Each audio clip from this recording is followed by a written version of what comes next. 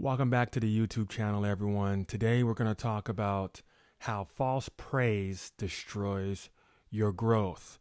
And false praise, I see it in parents, I see it in business owners, I see it with big brothers, big sisters, husbands, wives, friends. It is happening all the time, and it's actually doing a lot more damage than anything else. So, what type of false praise am I actually talking about? I'm talking about flattery. When you flatter somebody, there's a phrase, I think it's like, flattery is the best form of imitation or something like that. Or imitation is the best form of flattery. And then, in other words, or other times you see people maybe on TV shows or in real life, they'll say, "Oh, that's so flattering," as if it is actually something good. Now, this is where discernment comes in. You need to really get down to what you are feeling, why you are feeling it, who or what has sent that to you. Okay? But what is flattery? We need to discuss this. What is flattery? Flattery, it means undue praise. It's when you give someone undue praise. When you praise someone for something that they did not do. And I give the example of, all the time I give the example of, parents. If you have a child that lost a competition, 3 competitions in a row, but he's on a team. Let's say he's on a baseball team, and they lost their baseball games 3 games in a row. As soon as you say, "You did good, son. You did very, very good," that's called flattery. You're praising them for something they did not earn. Undue. The praise is unwarranted. It's not due. Sorry, I'm still getting over COVID. But what you need to know is I understand you want to encourage your child. I understand you want your child to be the best person that they can be and have all the confidence in the world, but you're not making confident people. Actually, you're making arrogant people. You see, flattery has a process. It's a very dangerous process, but it feels so good. And this is where discernment comes in. Everything that feels good is not good. Okay? Drinking alcohol feels good to most people. Smoking weed, feels good to most people. Arguing actually feels good to most people. Getting revenge feels good to most people. I want you to know something very, very clear here. Feelings are not your masters. They are not a measuring tool. They are not a compass. They're not supposed to dictate where you're supposed to go, what you're supposed to do in life. Oh, just do what you feel. Don't do what you feel. Do not do what you feel. Do what God told you to do.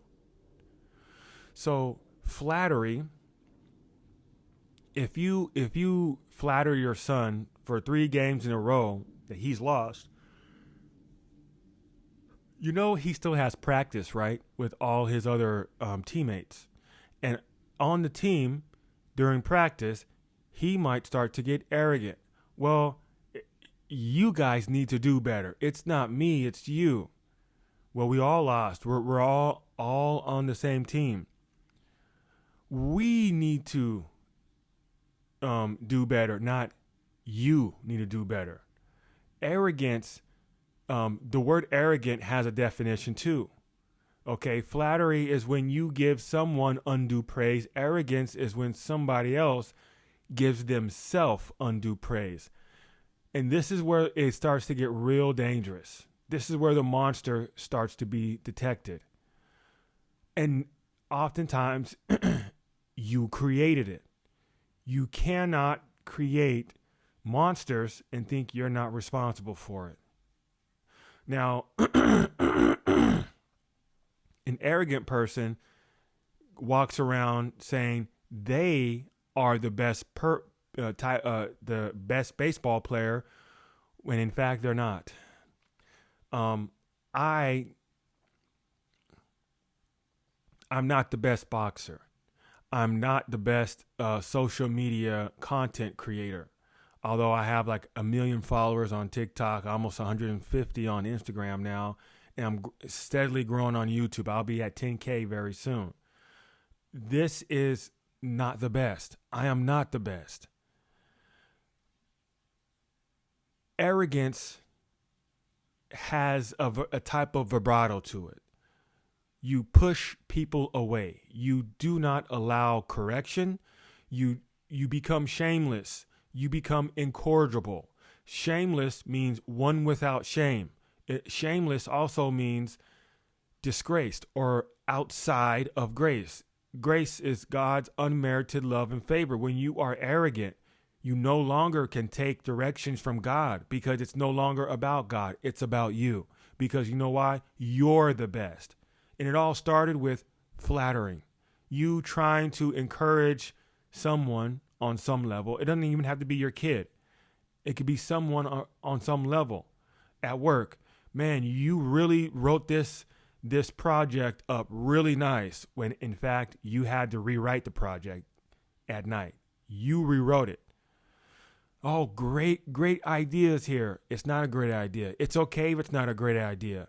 Why are humans so afraid of being rude? Now, being rude is not always malicious. Okay, just because you're rude doesn't mean that you are intentionally trying to tear the other person down because you're just evil. No, being rude sometimes looks like this. You're standing too close, get away. That's not rude. That's not evil. It's not malicious, but it is rude.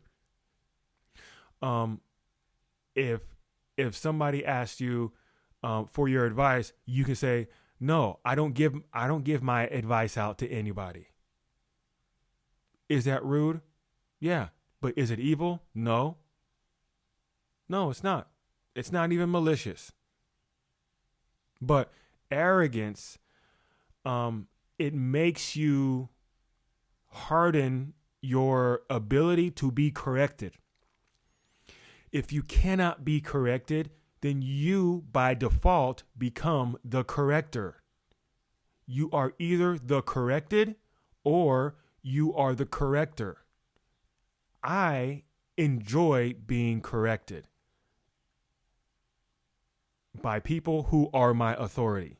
Okay, my mentor, my friends, my family, people who I volunteer to submit to in order to grow. Now, if you're a stranger and you decide to correct me, it's not going to happen. Yes, I'm a life consultant. Okay, I coach people. Okay, from one milestone to another one, from this one to this one to this one to this one, and in that process, I have to correct them. I understand what it feels like to guide people who can't be corrected. They're arrogant. Now, if we can get on a bird's eye view, or the butterfly on the wall, okay, and we can look at how how an arrogant person is conducting themselves with other people. What you'll see is a narcissist. Arrogance being observed is narcissism. So that's the whole equation. That's the process of flattery.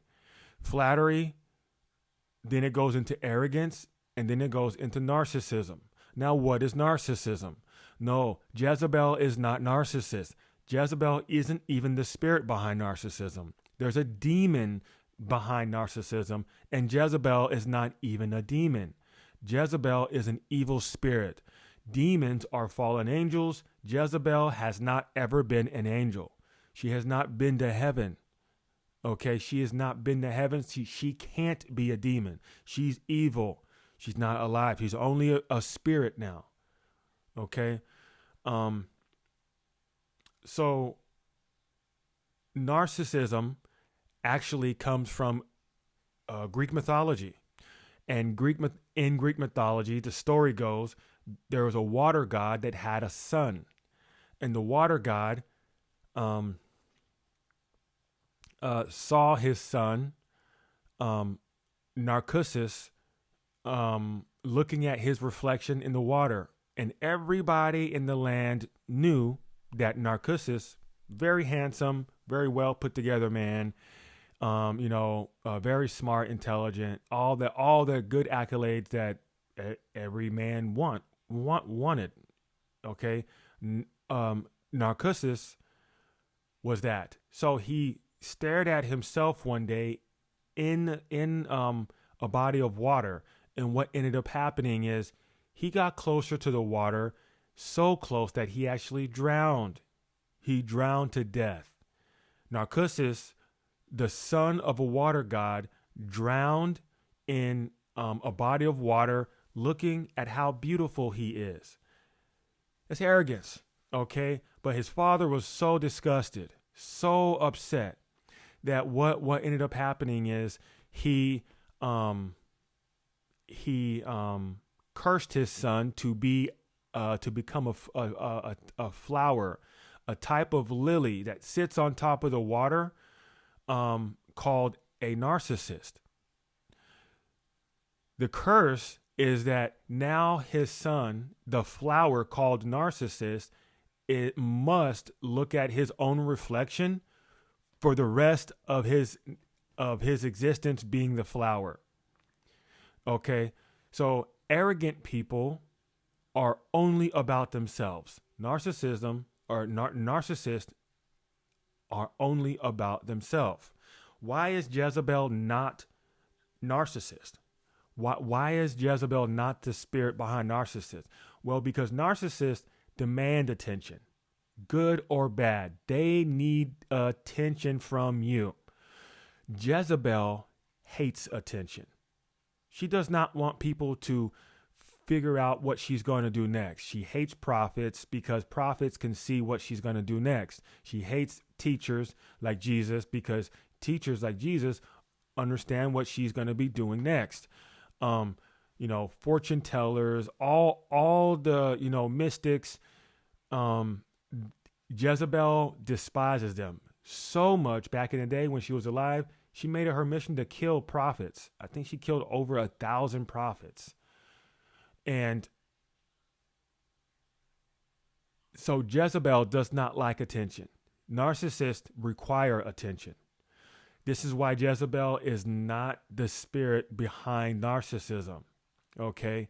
Now, the spirit behind narcissism is Leviathan. And Leviathan is a demon. He's a very strong demon. He's a ruler of one of the 7 deadly sins of pride, or 2, pride and also envy. Pride has a definition. The word pride, it means the love of display. So the love of display, it means you love to display yourself to others. This is a person who requires attention.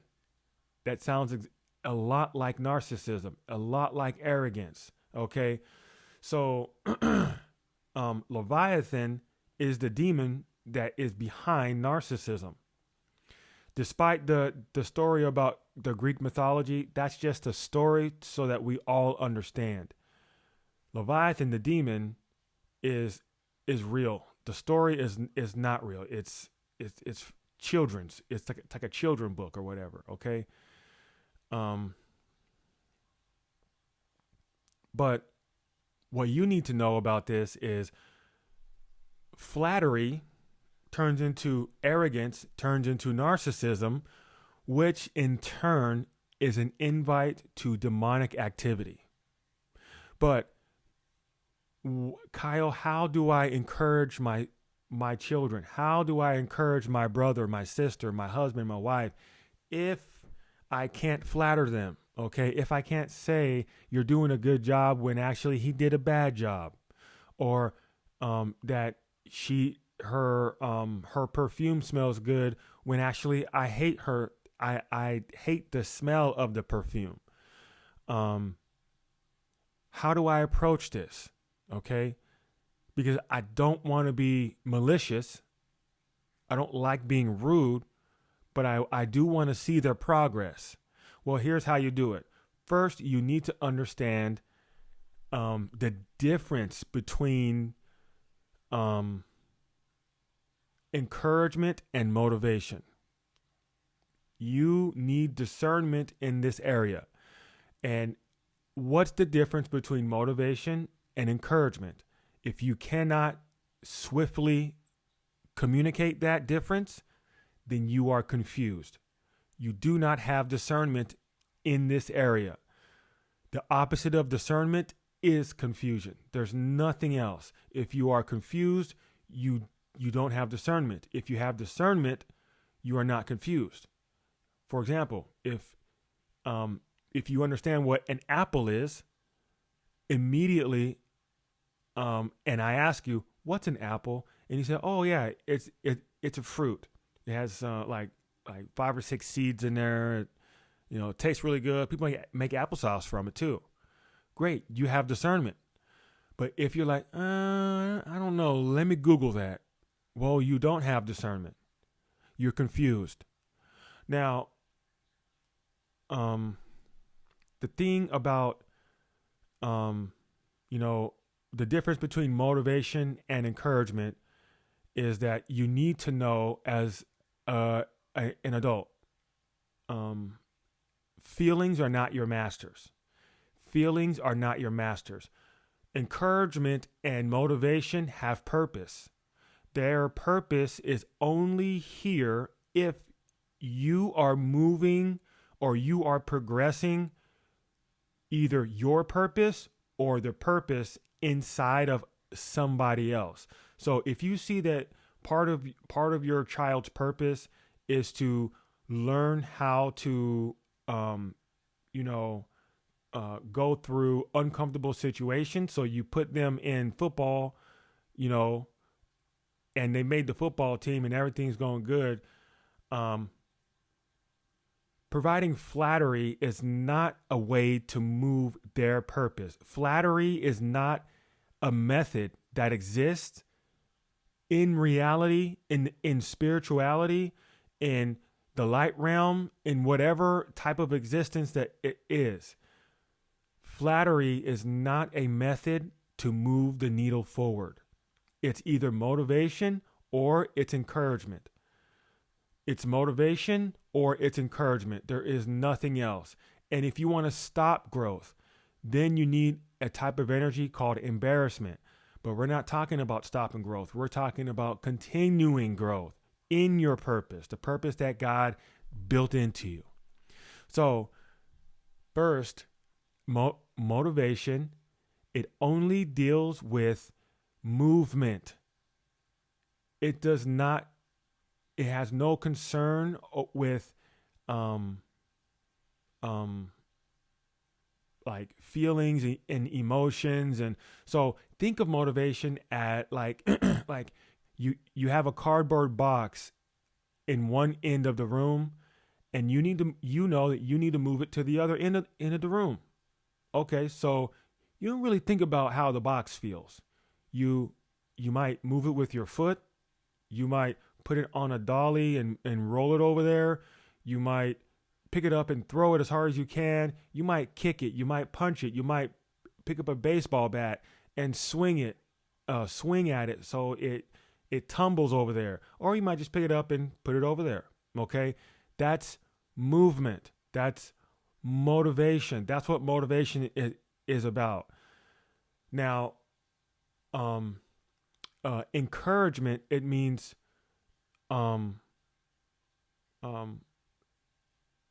to strengthen your heart. So when you encourage, you are talking to someone's heart in order to get them to progress somehow. So encouragement feels good. Encouragement is where you are concerned about how people feel going forward. You have to take a little bit of a more soft approach. You can't just say, kick the box to the other side.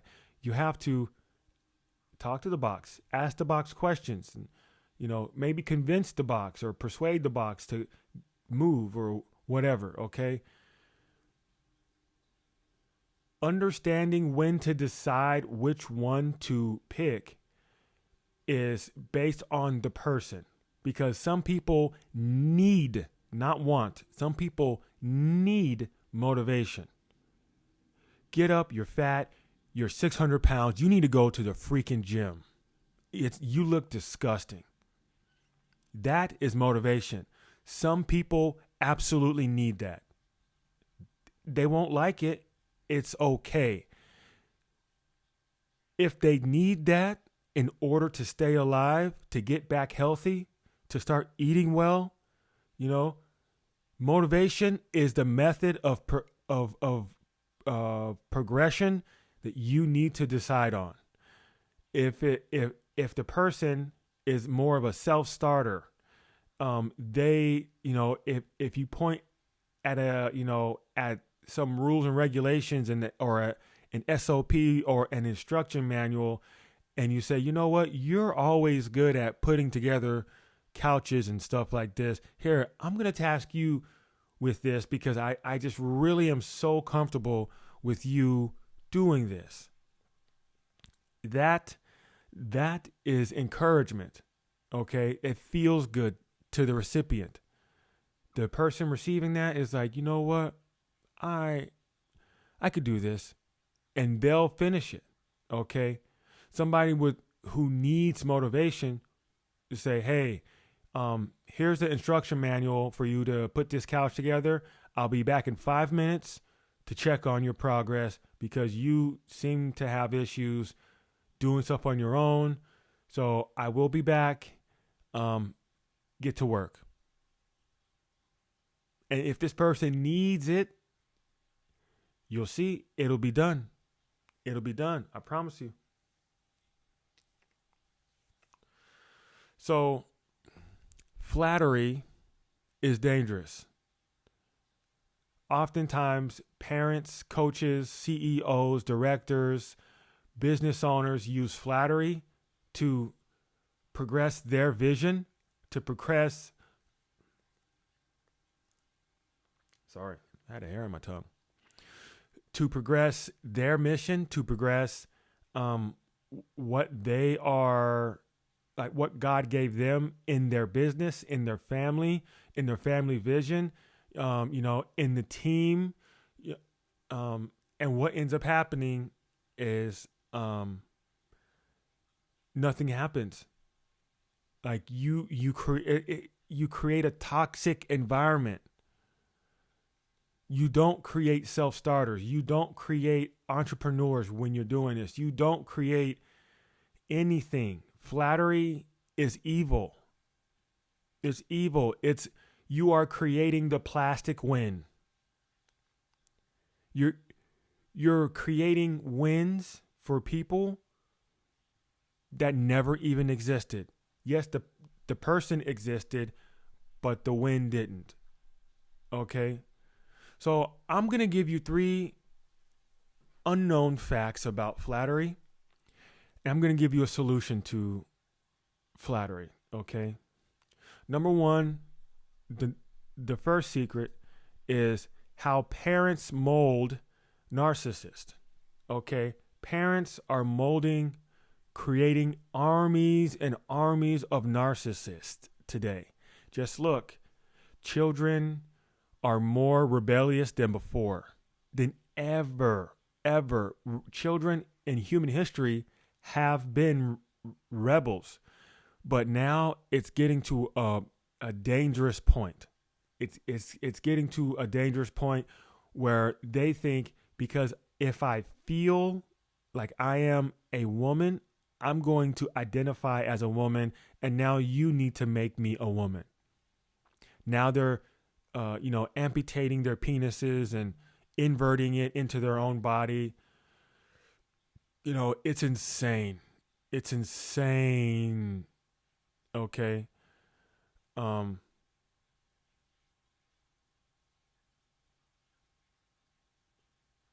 Flattery tells a child they are great when they have not earned it. Over time, this creates an inflated sense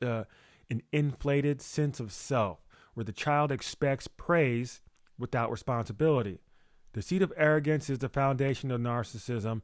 Parents may think they are protecting their child's feelings, but unknowingly, they are molding a narcissist who cannot handle the correction of truth. So remember, if you are a parent, you should never allow your feelings to be your masters. Feeling, emotions, they're not designed to be your leader. As soon as you do that, you're gonna start doing stupid stuff. They're not even designed to be your compass. They're not designed to direct you in a path that feels good. Like, they are not directors. They are not, stoplights. They don't understand any of this stuff. Okay. So if you allow this, your parenting skills are poor. But it's even more poor is if you allow the emotions of your children to dictate your parenting abilities. That's extremely poor parenting. Well, my kid wanted cake, and I felt like I didn't want to hurt her feelings, so I gave her cake. Who is the parent, and why can't you stand up for what's right? Okay, and this is not only for parents; it's for every leader. Okay, parenting is just the easiest example I can give right now. Okay, here's the second secret of flattery. Flattery shifts the mind measure of growth. When someone receives flattery consistently, the mind shifts. It begins to interpret applause, praise, and external validation as the only measure of progress. True growth requires discipline, correction, and endurance, but flattery blinds the mind to see these. So this is true, okay? When you provide flattery consistently, you're training the other person to measure their own growth by what you say, instead of looking back at their calendar to see what they've actually been through and what they've accomplished. You're not teaching them any accountability, because now they are only relying on you for growth. This is bad, okay? This is bad. This creates a cycle where they seek louder applause instead of deeper growth, leaving them dependent on others for their sense of worth. This is when people stop feeling or being alone into being lonely. Okay? It's true. Flattery. The third secret to flattery. Flattery ultimately leads to demonic possession. So this is what I was telling you, okay? The arrogant person leads into narcissism. The narcissism is ruled by a demon called Leviathan.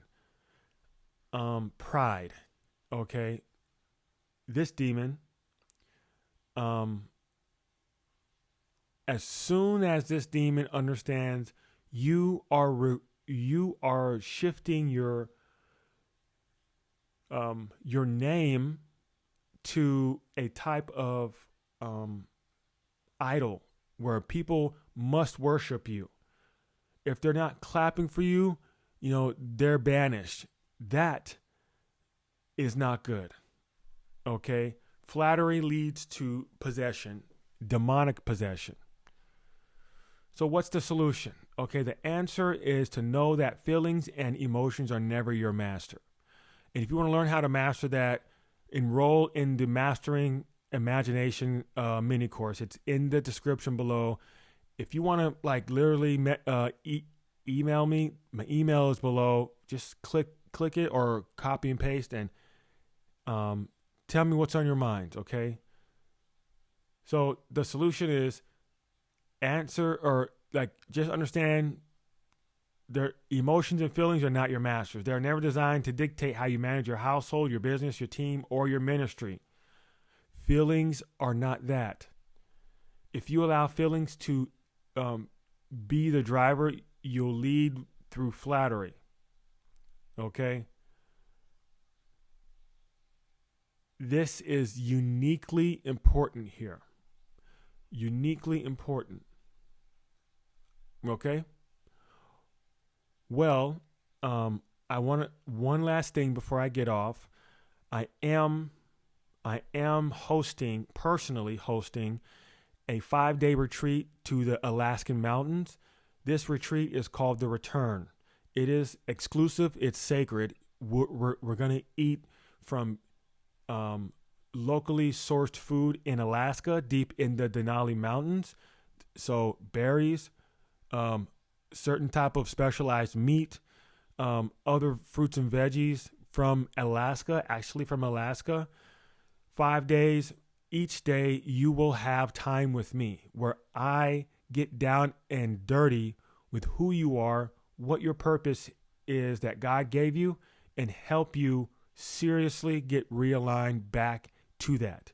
This is real, but guess what? It's only by invitation only. So if you are interested in the return, please send me an email and I'll send you the application. Okay? I'm only accepting 6 people.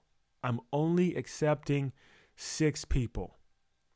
And this is a high level, high tier type of event. So I'm looking for CEOs, CFOs, pastors, decision makers, business owners, entrepreneurs, those type of people. Okay. But